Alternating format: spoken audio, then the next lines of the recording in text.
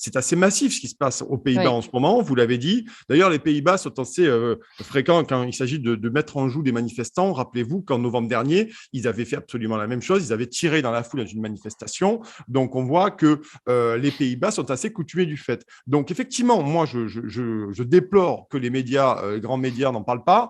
Ils n'en parlent pas puisque s'ils estiment qu'on n'en parle pas, ça n'existe pas. Donc, ça, à mon avis, c'est une entorse au journalisme et à la charte de Munich. Peu importe.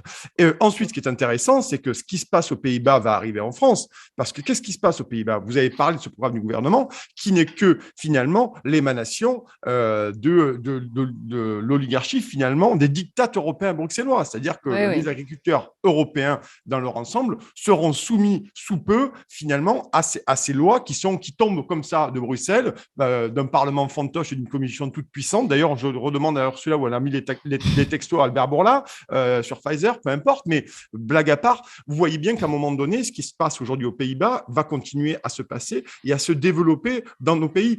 Peut-être que la France aujourd'hui, vous le voyez avec la réforme des retraites, ça part de la même idée. La réforme des retraites, c'est pareil. Moi, je me tue à le dire depuis 4-5 ans, la réforme des retraites est une injonction bruxelloise. Donc, tout ça pour dire qu'à un moment donné, quand vous vous amusez à gouverner contre les peuples, à les Mm. réprimer quand les peuples sont dans la rue pour à un moment donné demander de la dignité et du pouvoir d'achat, vous vous retrouvez quand la situation est trop grave et bien trop précaire, vous avez des gens qui finalement sortent de leur gond. Donc vous aurez bien entendu les parangons du pouvoir et de l'oligarchie qui vous diront que c'est anti-républicain, que ce n'est pas faire le jeu de la démocratie, tatati, tatata. Mais la réalité, c'est que le pouvoir autoritaire, totalitaire de Bruxelles s'émancipe, tombe partout sur tous les pays membres et vous avez des pays qui sont de plus en plus révoltés, des peuples qui sont de plus en plus révoltés. Et finalement, qu'est-ce que c'est? C'est une volonté délibérée de la dissolution de la souveraineté populaire.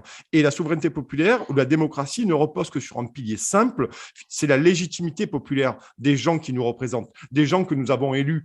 Et à un moment donné, quand vous cassez ça, Clémence, vous cassez absolument notre contrat social, vous cassez absolument l'ordre public. C'est ça que vous cassez, parce que les gens sont pauvres et que les gens ne croient plus du tout à leurs élus politiques.